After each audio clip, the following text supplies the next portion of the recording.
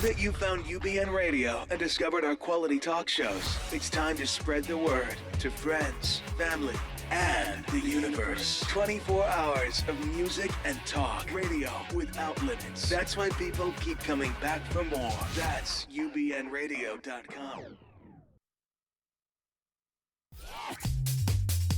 Going behind the scenes with Hollywood's power players. Real Hollywood Live with Ben and Reba. Starts now. Well, the weather's changing. It's a sunny day. And so is Reba. Exactly. So welcome to Real Hollywood Live with Ben and Reba. We're here streaming live today on ubnradio.com, Channel 1. And we're here actually every Tuesday at 1 p.m. Pacific time. Mm-hmm. So I hope you tune in from week to week. With us, of course, we have our wonderful Conundrum Red and Conundrum White. Yes. Cheers. They pair well with everything. You can find them at any store where you buy wine, or you can always look for them at WagnerFamilyOfWines.com. Also, we'd like to thank Barkeeper of Silver Lake for helping to sponsor the show. And so, Reba, tell me, what are we doing today?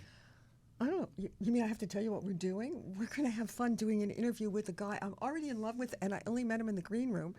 His name is What Charles. my chopped liver? Well, or is there a lot of love to go around? I have an awful lot. I do. But it's Charles Agron, and he's the kind of man I dreamt about meeting when I was doing my career in Hollywood. And don't get the wrong idea, just because he's good looking. But he's an actor, he's a writer, he's a producer, and I'll tell you something, in a couple of years, he will add that fourth. He will be a director. This, to me, is what Hollywood's all about.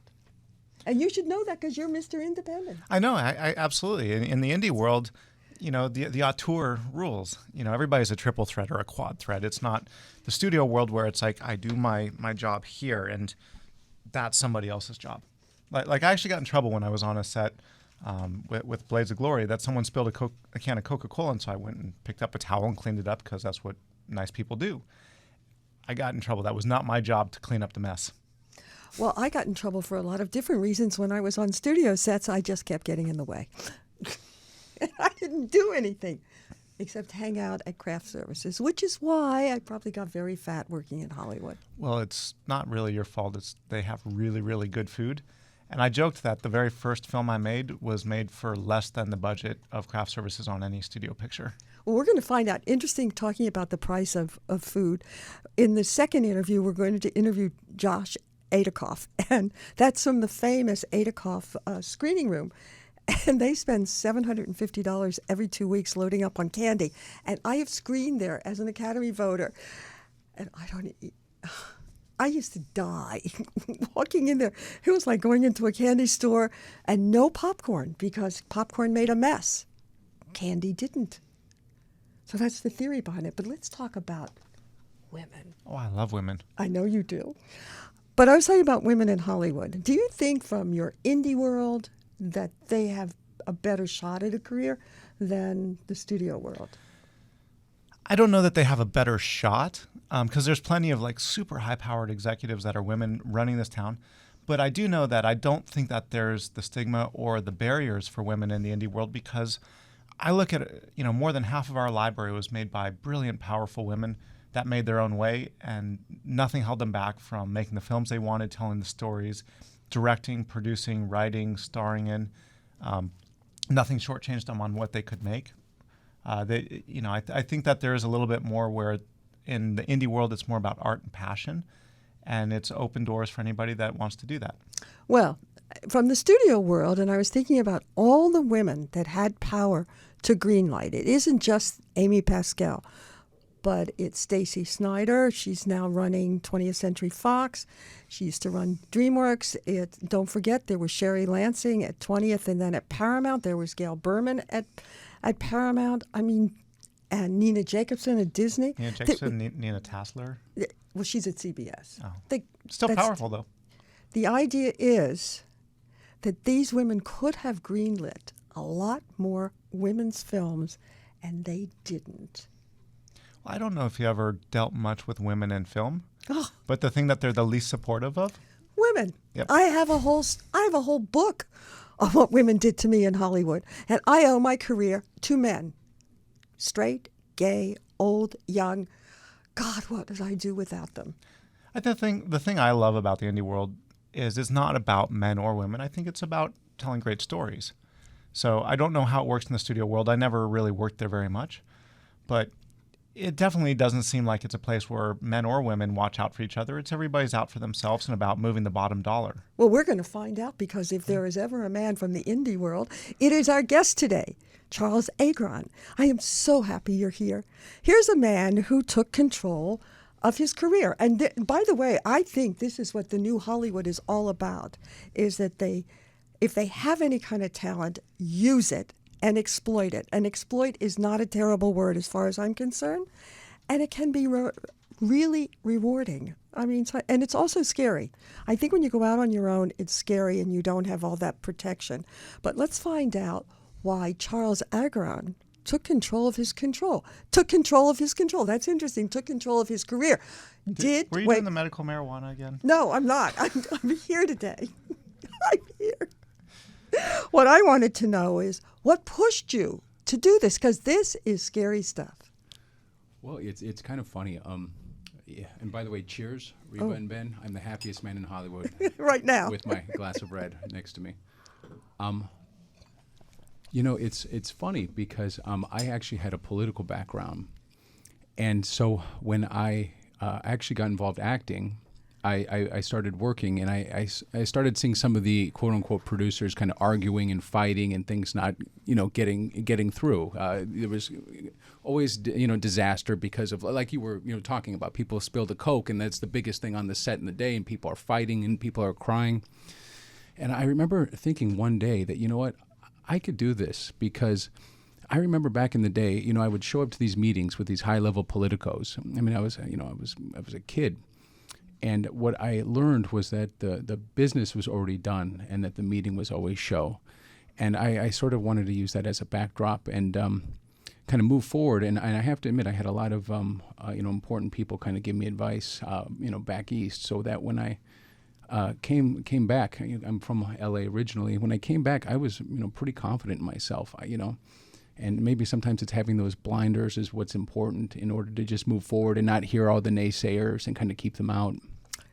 Well, I was just curious, because I want to go back to how you started. Not your first acting job, but you were in pre-law and pre-med at two premier schools in California, and you end up working for a lobbyist. That really was an acting job. I mean, you got to tell me. It's funny because I tell everybody politics is all acting and acting's all politics. It was kind of interesting because my mom was an attorney, my dad's a doctor. And I had to say, growing up, I was kind of getting pulled in both directions. And, I always was this sort of inner artist, more creative. Although, I went through the motions, trying to keep your family happy. But it just wasn't me. And so, I needed some time. And I moved to D.C., and it was one of the best things I ever did because, I grew up in Santa Barbara. It's beautiful and, great people. But, it's kind of hard to get out of that beach lifestyle. And when I moved to D.C., I started to realize that, life is a lot different than what I thought it was in that small town. Surfing on the Potomac just wasn't quite the same. And not the same. And what you'll find in that Potomac's a lot different than the Pacific, so... So when your tail started to grow longer, you knew it was time to get out of the water? Yeah, time to go. Exactly. So what was your first acting experience? Well, I guess my first ever acting experience was sort of going out and doing the commercial runs and going to all the cattle calls and realizing that maybe you're not as special as, your agent might tell you you are. You would go out and there'd be, 50, 60 people going out for the same commercial. And it's pretty disheartening because, certain people come to this town thinking that, that the whole world's owed to them. And then other people come to this town, they work really hard to get involved in the industry. And after a while, like I said, it became disheartening. It's just not something I really wanted to become involved in. Or, I had enough casting directors kind of power tripping on me, telling me to, move my hand a little left or a little right. And I'm sitting there thinking to myself, I'm trained, this is, I'm being treated like a little kid. So. Well, don't you think actors are little kids? Well, I have to admit, I've dealt with both.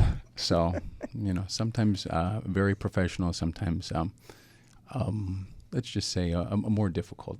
Okay, so the big Hollywood story is always being in the right place at the right time. So for you to be in the right place, to have I was going to say balls, but whatever word it is, to write, act, even though, thank God, you only took a small part, and you didn't star in your first movie, Dark House, and produce, where did that come from? Well, they say being, being at the right place at the right time is important. I kind of take it differently. I think that sort of luck is a combination of hard work and opportunity. And, when I was still doing, the circuit and kind of just trying to get my face out there, being a creative person, I love the arts growing up. I enjoyed writing, and that's where I developed my script for Dark House. And, it's funny because although my name wasn't out there, people that were in the industry took notice of it. And, once again, I sort of had those blinders to the side. The one nice thing about me, I guess, is that I don't think anybody owes me anything. I just want to go out there and prove myself. And so I wanted to prove to the world that I could write a script and that it could be a film that people liked. And I worked hard doing that. And I'm very proud of my first film, Dark House. So when you come out with a really, really dark story, do you worry that all of your high school friends will be like, that says a lot? Well, not so much. I'm kind of thinking about it now that you brought it up. I always ask whenever someone writes a really, really dark script of what was the inspiration?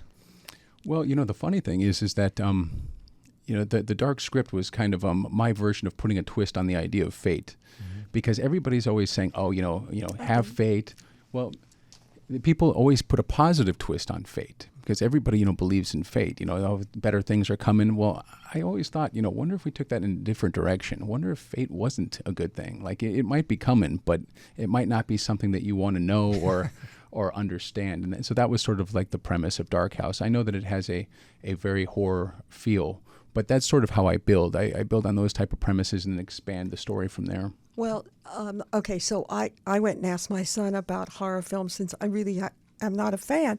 And he said one of the big things about horror movies is that the fans are loyal. And I wondered, okay, this is the time for honesty, Charles, between you and me. Is in the back of your head, were you aware that you stand a really good chance of being noticed if you do a horror film, low budget, get it out to the screen, meaning you got a distributor, and more people would see your work because of your loyal fans? Well, it's interesting that you brought up the loyalty of the horror fans.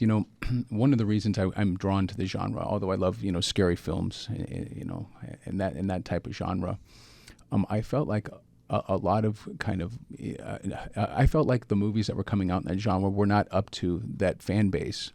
And so I thought to myself, I kind of wanted to go old school and develop something in which, they can really kind of get behind. And it was just not just this, I don't know, a character doing something dumb, drinking a beer and then seeing somebody with a chainsaw and walking up to him and asking him the time. I thought, let's make this a smarter film. And so that was my initial goal. But the other thing about the horror audience is that I feel like they're more accepting of somebody new. They're willing to try their art and kind of, just kind of check them out and kind of see what they're all about. And so, I've been pretty happy with the way the film has been, received. And after you took the big step of, taking control over your producing, acting, and writing, what are you doing to ensure that your film gets out there into the world and gets seen? Because distribution's a whole different story. Oh, distribution is a whole another ball game. It's just it is another like political game. I mean, for me with Dark House, I actually had an agency get behind me, and they sort of bridged the way for the distribution. I'll tell you, I learned a lot through that process. You kind of mentioned, wearing all the different hats. That was one that I wasn't expecting when I initially was writing the film. For me, it was about creating a genre-specific film that people could get behind with good characters that they can relate to in the real world, surrounded by a premise that that's exciting. I know the horror film isn't exactly something that happens to everybody every day of their life, but just a story that they can appreciate and relate to amongst this backdrop of a horror story. What made you think you could produce? Because it's a totally different thing from being an actor. Because being an actor and being a writer is kind of in the same family.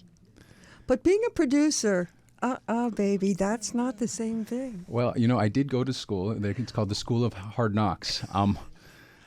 Really what it was is that, back in the day, my friends and I who were all trying to get into the career, that's like we had each other. It's like, I would write because I had to be the writer, or, if, my director who was aspiring, he was the director. And so in terms of like the logistics and understanding production, it was sort of trial by fire.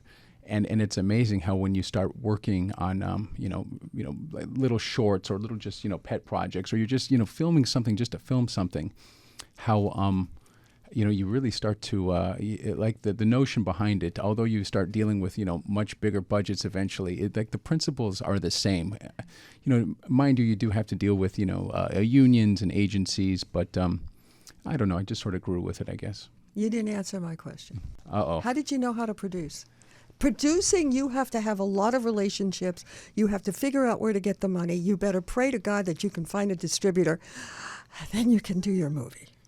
Well, I think you said it earlier. It was ignorance with confidence bordering on That's not arrogance. Hollywood. No, that's He's indie. got to have a No, in body. indie, all you have to do is show up and say, I'm going to make a movie.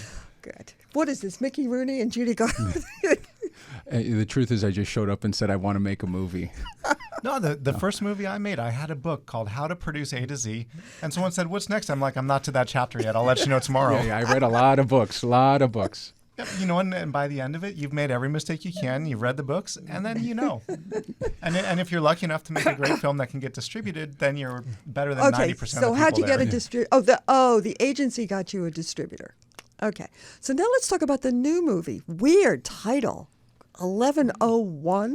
Yeah, why not 11:17? Monday, Monday, 11:01 a.m. Well, to be honest with you, it could have been Tuesday at 1:17.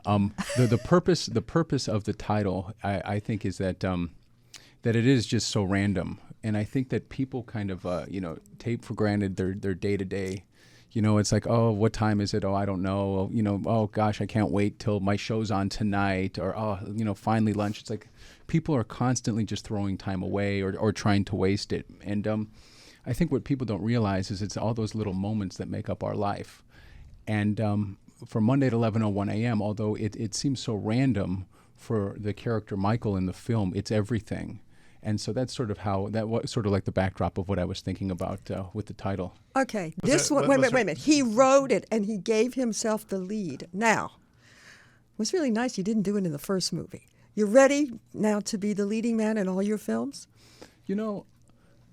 Am I ready to be? I would always be ready, but I guess it all depends on what the opportunities are. But you're writing it, so you make the opportunity. Well, I'll tell you this: would I be ready? Absolutely. I love the arts. I love performing. I love writing. I mean, for me, it's so similar. But I love the characters I create. I love. So I'm certainly certainly happy to do that. I was talking about his characters. I don't even know what to say. Well, to ask him about shooting on location. You must have shot on location. Yeah. So I guess to start it out fun, because I don't know about your indie productions, but most of them, they oftentimes they're understaffed. They don't have permits. What was the most unexpected or the craziest thing that happened during shooting? On Monday or Dark House? Or either one. Either one, but let's start with Monday. I'll tell you with Monday, some of that weather. Living in LA, that was pretty unexpected. You always have to, worry about cover sets, but, their idea of rain and my idea of a hurricane are kind of like one and the same. You shot in LA? I thought you shot on location. No, I shot in Oklahoma. It's not exactly LA. No, but what I'm saying is growing up, what we consider a storm and what they consider a storm are two very different things. Oh, I'll tell you what was surprising is how a lot of people I'll tell you something, it's a very gracious community. That was surprising. I had a lot of people come up to me and just sort of thank me for being there and creating jobs, which I wasn't really expecting. You live in LA. That would never happen here. Yeah, that wouldn't happen here. If I had trucks parked on a set, I'd probably get yelled at for blocking traffic. So we actually have a picture from Monday at 11:01 a.m. It's with you and Lance Henriksen from The Blacklist. So can you describe a little bit for us what's going on in this scene without giving away too much? Sure. Lance is a fantastic guy, tremendous actor. In the picture that you have, my character Michael has just gone into this boutique town, and his girlfriend is shopping over at a tchotchke shop, and he doesn't really want to be a part of watching these ladies fighting over pewter statues and stuff. So he decides, he saw a local bar when he drove in, and he actually decides he wants to get a glass of wine. And so I go over there, and I'm introduced to the bartender, who's a pretty ominous character who seems to know a lot about what's going on in the town, and that's Lance. Well, he's scary to start with, and I guess you don't move that far away from trying to scare us a little bit. A thriller scares. Well, I'll tell you, Monday at 11:01 a.m. is sort of my homage to The Shining. I mean, that was one of the films that really had a tremendous effect. It made me fall in love with scary movies and trying to emulate something. And so while this film isn't a straight horror, I try to put you on the edge of your seat because you will not know what's going on next, and even when you think you do, I mean, the character is my character is sort of fighting with the idea of are the people in this community after him, or is he going crazy? And I feel like as the viewer, that uneasiness is created in this film, and I think it's a tremendously scary feeling. How well do you take direction? Now remember, because I know these are your words. From himself or for others? No, from his director. Yeah, that's a great idea. I could start directing with a mirror. Just yes. I just wondered, you have put so much into the film, but there is somebody who is really the general of the production, Sure. whether you like it or not. It is the director. And how well do you take direction? Well, you really it's a very interesting question. You really, once you go to the other side of the camera, you really do have to trust the people that you've hired and that are also looking out for the best interest for the film.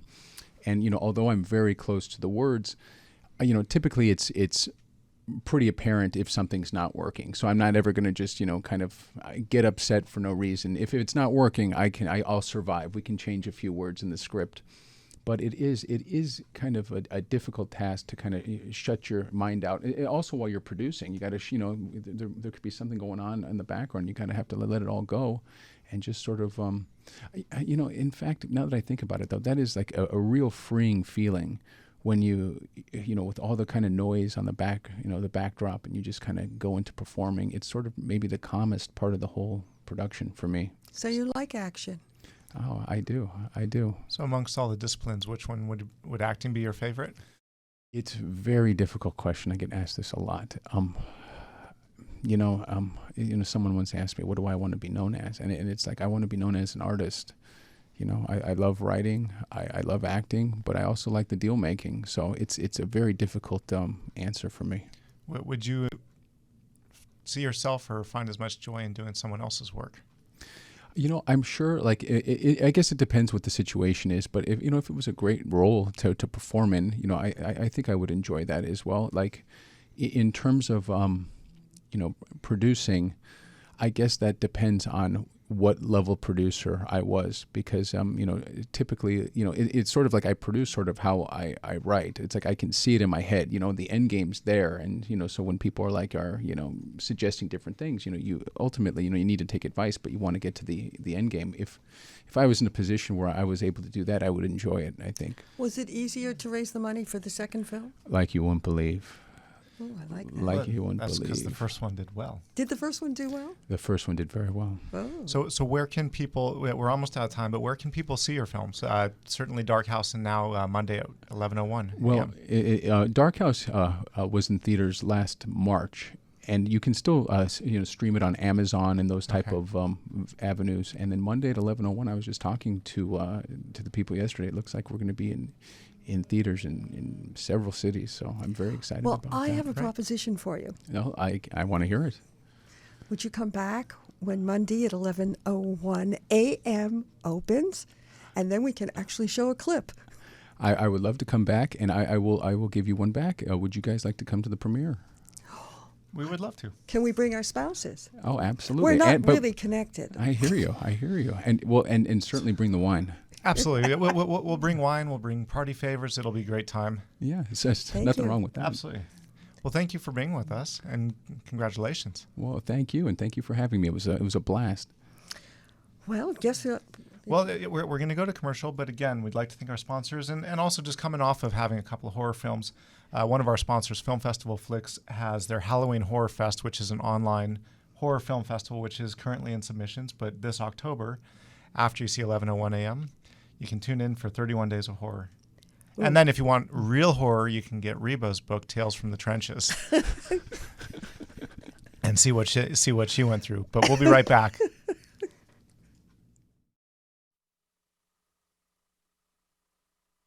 Conundrum has been turning winemaking on its head for 25 years. Conundrum White is the original white wine blend from California. Pair this exotic, versatile wine with everything from Asian cuisine to tacos. Conundrum Red is rich, full-flavored, and balanced, the perfect complement to dishes like pasta pomodoro, fajitas, and barbecue. Drink it slightly chilled, perfect for summer. You'll find Conundrum Red and White wines at your favorite restaurants, wine shops, or supermarket. Go to WagnerFamilyOfWine.com. Again, that's WagnerFamilyOfWine.com. Find your wine, find your adventure. Nearly Famous, Tales from the Hollywood Trenches is Reba Merrill's intriguing look at hidden Hollywood. Find out what movie stars are really like in this behind-the-scenes Hollywood tell-all. The story of Reba's extraordinary life interwoven with an insider's look at achieving fame and success in the entertainment industry. A must-read. Buy Nearly Famous, Tales from the Hollywood Trenches at RebaMerrill.com, Amazon.com, or ask for it at fine bookstores. Nearly Famous, Tales from the Hollywood Trenches. You'll love it. Barkeeper in Silver Lake has the finest cocktail shakers and vintage glassware and barware from the mid-century to new. And let's not forget about Barkeeper's unique spirits, 150 different kinds of bitters, and their unique gifts. In fact, Barkeeper provided a lot of the vintage barware for Mad Men. BarkeeperSilverLake.com. Don't wait to visit their store or their website at BarkeeperSilverLake.com. It's your very own Barkeeper catalog for unique gifts.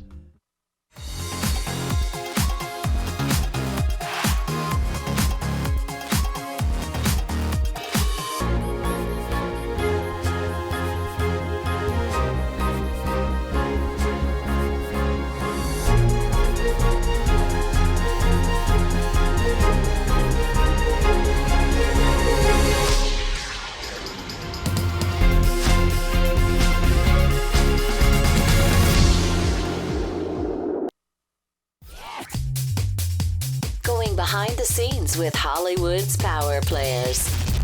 Real Hollywood Live with Ben and Reba. Starts now. All right, well, welcome back to Real Hollywood Live with Ben and Reba. Again, I'd like to throw out a thank you to our sponsors, Conundrum Red, Conundrum White Wines, and Barkeeper of Silver Lake.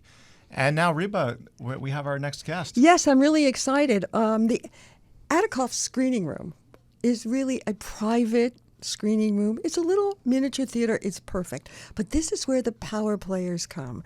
I found this very interesting, that when I was going to say high functioning, but that sounds like an alcoholic. I didn't mean to say that.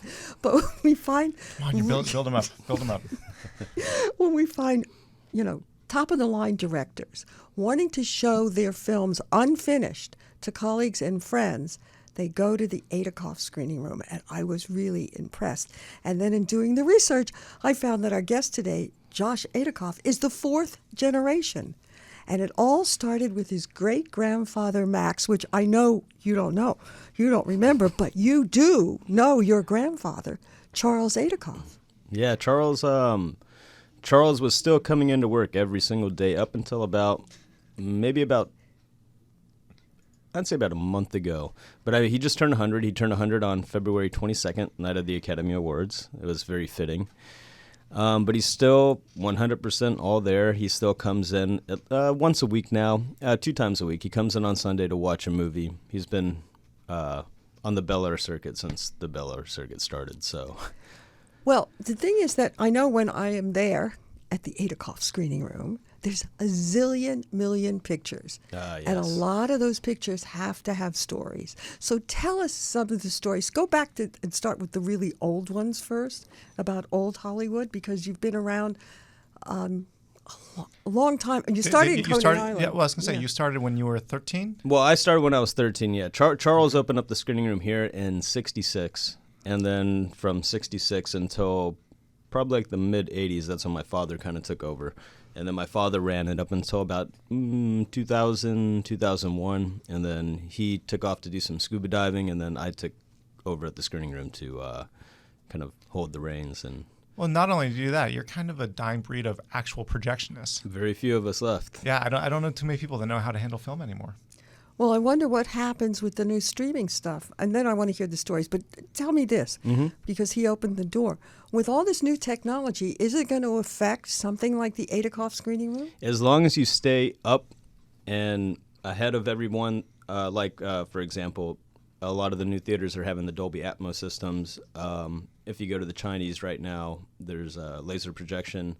So as long as you're kind of staying on top of the new technology and offering people everything that they need, especially the independent filmmakers that, need to kind of wow everyone, I don't see us going anywhere anytime soon. So you have all that stuff? Yeah, we have good relationships with a lot of companies and a lot of people that are going to help usher us into the new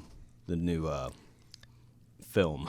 I don't know what you would even call it. Do you have the 4D seats that like blow air on you and shake and all that? No, we don't have that. We don't. We don't. But they have have seats that don't squeak. Oh well, that's worth its weight in gold. In case you don't like the film and you want to squirm, it's really good. Okay, let's hear. I've been there. It's a spectacular theater. Yeah. How about some of the stories to match all those incredible pictures? Besides Charles's stories, I mean, he was old Hollywood, like you were saying, like Orson Welles and Raquel Welch, all the original true Hollywood glamour kings and queens. When I kind of came into it, the first real person I remember would have to be Elton John. He came in, and this is back when we were on 9255 Sunset, before we moved to the new theater. And I that was one of my earliest memories of someone really big and famous that I kind of knew about. Did it affect you? I mean, it didn't really affect me. It kind of growing up around it doesn't really. I'm not a starstruck person because I'm going to go to work today and who knows who's going to come in. It's to that level of you have no idea who's screening what for who.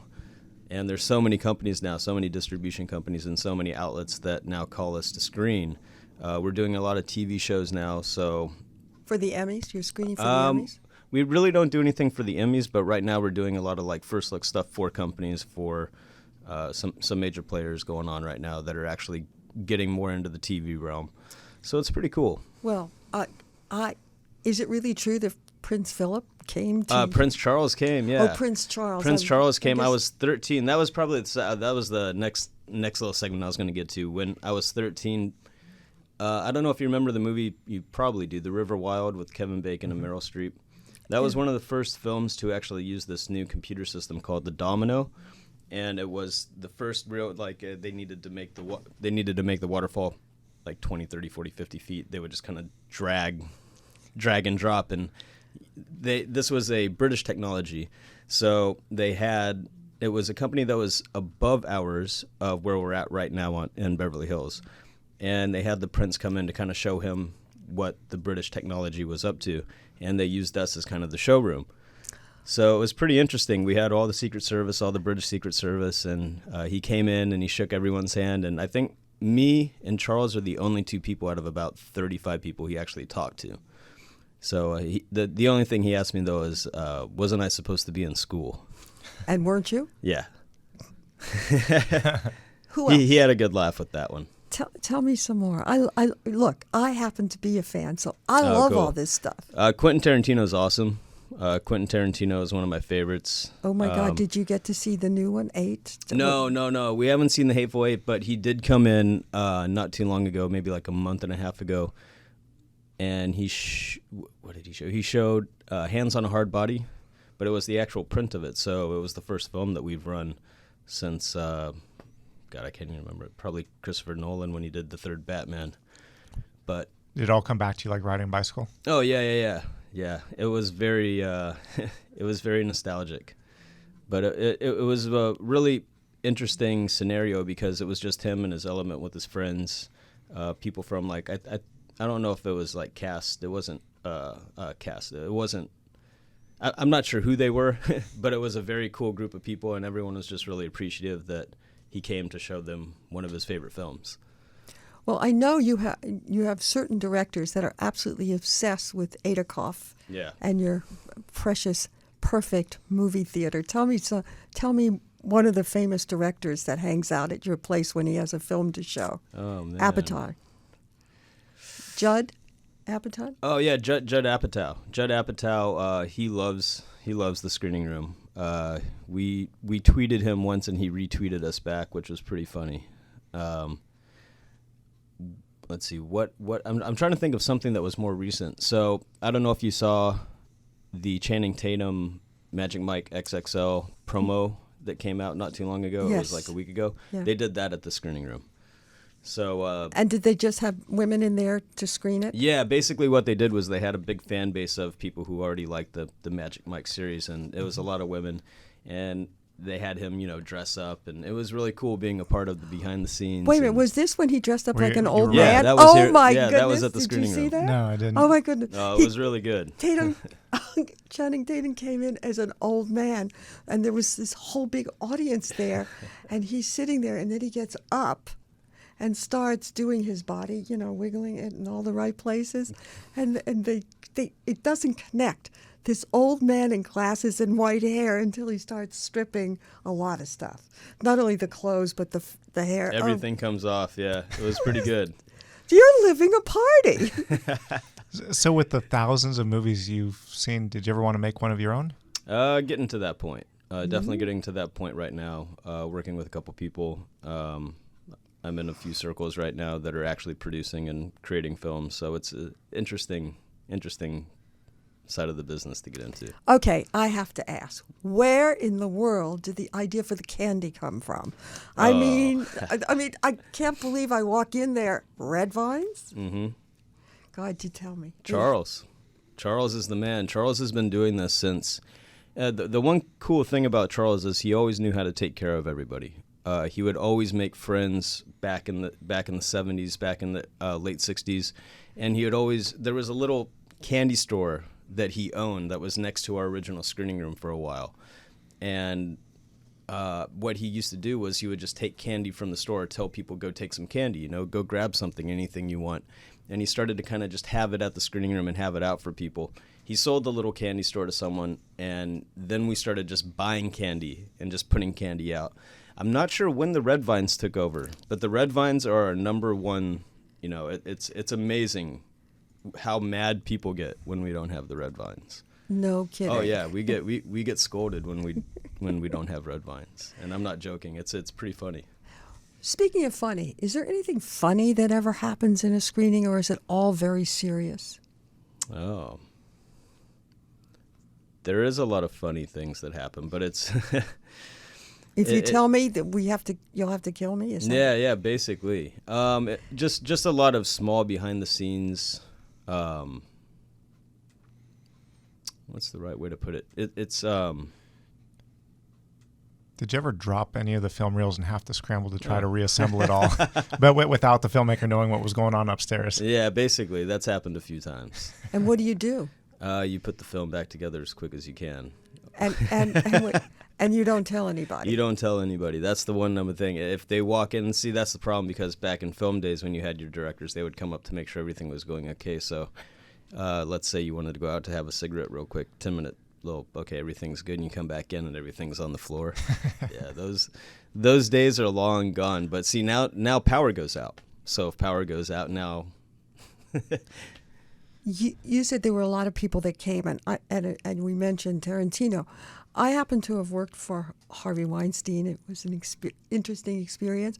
What was it like when he came to your screening room? He comes all the time. Harvey's a really good customer of ours. He's been using Charles Miramax time. So the relationship that we have with the Weinsteins is very unique. They're a great company. It's really interesting when Harvey's in town and you get to see the Harvey Weinstein side of the Weinsteins. And what is Bob, it? Bob is a sweetheart too. Harvey's awesome. I love Harvey, but Bob's a sweetheart too. So I think when Harvey likes you, he really likes you. Yeah. And when he doesn't, you might as well realize that you're going to have a little tougher time in Hollywood. Mm-hmm. He does have a lot of power. Did he really like you? Well, and moving on to the next question. We seem to be having technical glitches with the microphone over here. I did walk away from a film, and he never forgave me. Oh. My left foot. Really? Yes, because it was too difficult to pull the clips because there were no clips that made sense and he thought a secretary could do the interview, that anybody could do an interview, and I was afraid to put my name on a project that I didn't. Okay, from the first guest, I didn't have control over. There you go. It happens. And speaking of that, you've got such a history and a loyal fan base. Did you ever think about having the screening room actually be at certain times like an actual theater where you'd show a film for a week, people would come in and buy tickets and enjoy the experience? It's a whole different business. We did kind of think about that, I think, back in the 90s. I think my father had some thoughts about it and some things were shot around. And we also thought about opening up other theaters, but it never really came through. The type of business that we are is very word of mouth, and it's very behind the scenes. And I think that's the way it needs to stay. If you kind of get into the other side of the movie business where you're actually, ticket sales, I think it gets really messy after a while. And how important is loyalty? Oh, it's very important. It's very important to take care of the people that come in. This is the only way that you are going to keep your customers is by the customer service, because now everyone, like we were saying before, can get the technology. Anyone, if they wanted to, could open up a screening room. But it's who you're dealing with, and it's how these people understand, that the movie industry is a very, very tricky industry. And we're the last piece of the chain where the filmmaker comes to show their product. So we have to make sure that everything we do is on point. Everything that we do is for the customer. And if it doesn't work, we have to try to make it work somehow. And so that's the beauty of it. What are some of the films that you're screening right now that will be coming to the theaters? I mean, we're in the height of, so we're doing the tentpoles right now, but we're edging towards the Oscar consideration films, which has got to be the kind of place that Aidikoff really shines. Mm-hmm. Yeah, we do a lot of course, as you know, a lot of the Academy screenings, a lot of the Associated Press screenings, so the word can get out there. That usually picks up around like end of July, August, September, and then really kicks in November, December, January, and then kind of dies around February. So that's when you take a vacation? That's when, around February to like March, April, May, that's when we're kind of dead. Like right now, we're just starting to get picked back up. I really can't say too much on what we're screening, but we're doing a lot of cool movies. There's going to be a lot of good films this year. You can't tell us? No. Do they make you sign? No, see, that's the other thing. We've been around so long that the trust factor that you were talking about is there. So there's people don't worry about us copying movies. They don't worry about us. No, they only worry about me copying a movie. I have a really difficult time as an Oscar voter if they threaten me one more. If you get when they send DVD, the screeners, if those screeners and there's the FBI is after you and somebody else and it's $250,000, I'm not doing anything. Periodically, they send you the cease and desist letter just to see if you're on your toes. Right. I want to thank you so much for coming because, you know something, I am a fan. And when I go into the Charles Aidikoff Screening Room and I see all those pictures, and especially with your grandfather in them, that these people were there and I was there, and I know I'll be back for, I'm signing up to be on the Foreign Screening Committee again for Oscar consideration. And I look forward to looking at the red vines. I have to be really well behaved around that candy. We'll still make sure that it's totally stocked for you. Yeah, well, actually, I've never been there when it wasn't. That's what's so embarrassing. It's always there. Yeah. Oh, Josh Aidikoff, thank you so much for joining us. Thank you, Reba. I'm sorry you couldn't give out secrets, but maybe you'll come back sometime and tell us more. Oh, definitely. Next time we'll pour some conundrum, maybe a couple bottles, a few bottles. We'll kind of play drunk history here with what's going on in I'll the bring screening some room. red vines. There you go. Oh, wonderful. We'll block out the whole show. Okay. Thank you so much for joining us. Thank you very much. That was fun. That was great. That was a blast. So we're going to cut to commercial. Okay. And then we'll be right back. All right. Conundrum has been turning winemaking on its head for 25 years. Conundrum White is the original white wine blend from California. Pair this exotic, versatile wine with everything from Asian cuisine to tacos. Conundrum Red is rich, full-flavored, and balanced, the perfect complement to dishes like pasta pomodoro, fajitas, and barbecue. Drink it slightly chilled, perfect for summer. You'll find Conundrum Red and White wines at your favorite restaurants, wine shops, or supermarket. Go to WagnerFamilyOfWine.com. Again, that's WagnerFamilyOfWine.com. Find your wine, find your adventure. Nearly famous Tales from the Hollywood Trenches is Reba Merrill's intriguing look at hidden Hollywood. Find out what movie stars are really like in this behind-the-scenes Hollywood tell-all. The story of Reba's extraordinary life interwoven with an insider's look at achieving fame and success in the entertainment industry. A must-read. Buy Nearly Famous Tales from the Hollywood Trenches at RebaMerrill.com, Amazon.com, or ask for it at fine bookstores. Nearly Famous Tales from the Hollywood Trenches. You'll love it. Barkeeper in Silver Lake has the finest cocktail shakers and vintage glassware and barware from the mid-century to new. And let's not forget about Barkeeper's unique spirits, 150 different kinds of bitters, and their unique gifts. In fact, Barkeeper provided a lot of the vintage barware for Mad Men. BarkeeperSilverLake.com. Don't wait to visit their store or their website at BarkeeperSilverLake.com. It's your very own Barkeeper catalog for unique gifts.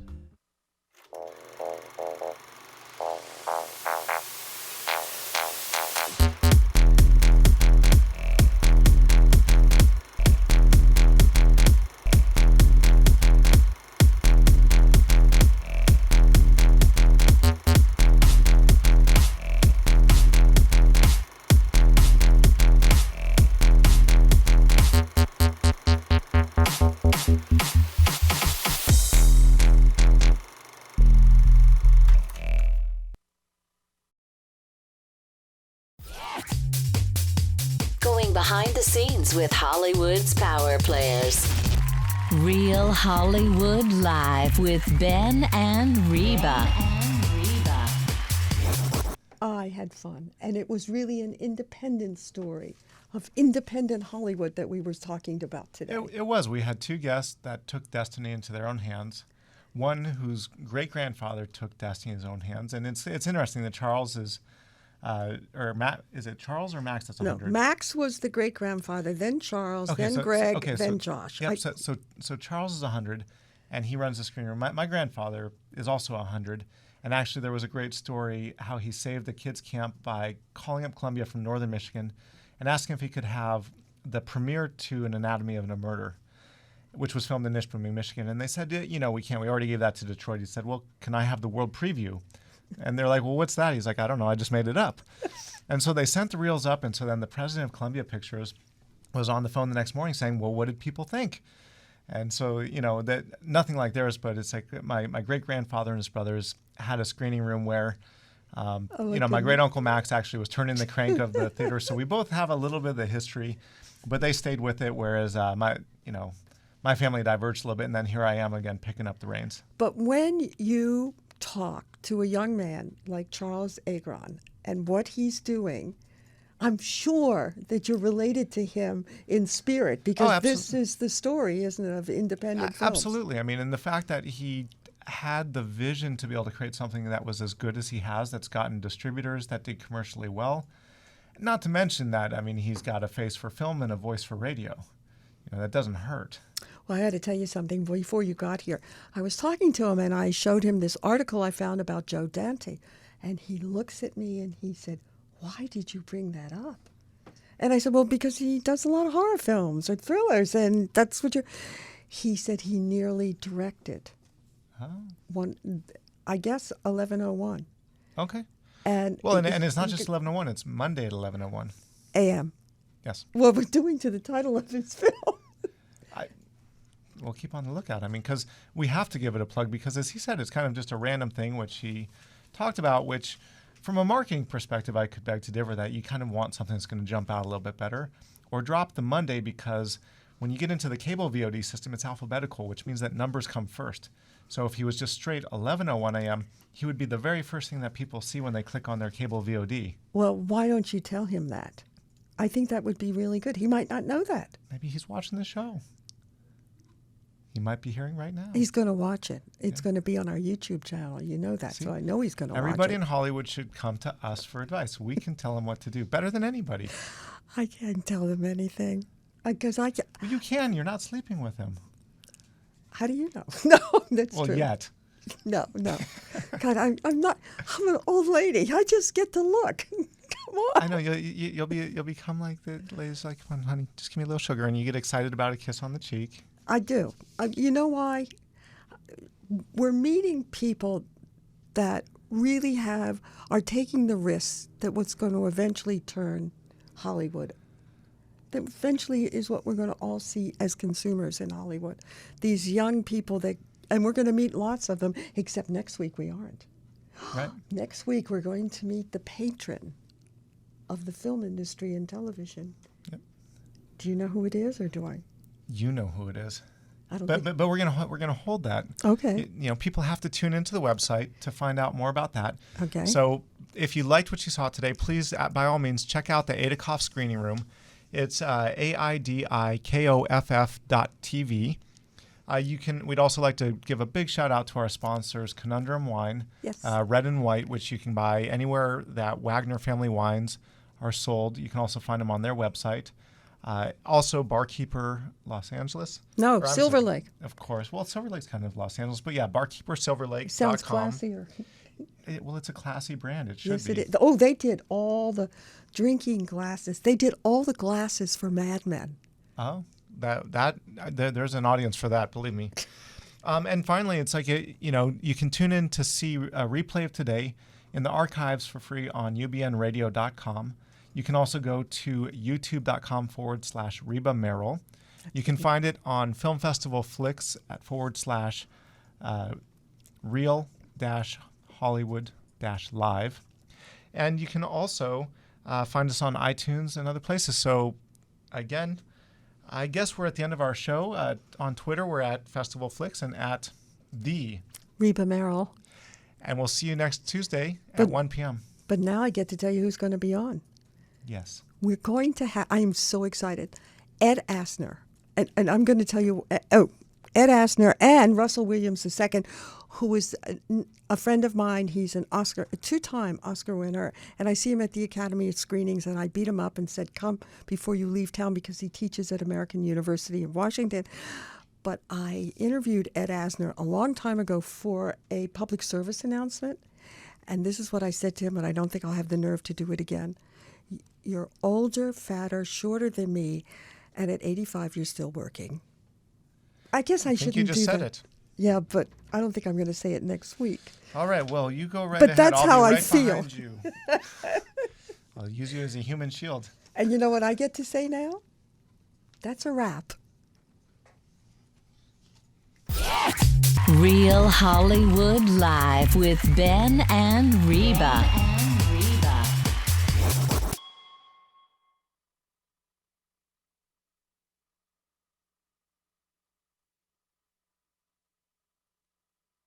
Welcome to the new sound of online radio. Welcome to the sound of Universal Broadcasting Network. A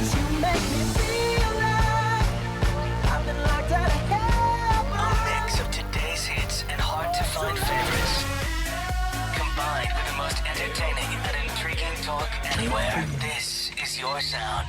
This is the sound of Universal Broadcasting Network at ubnradio.com.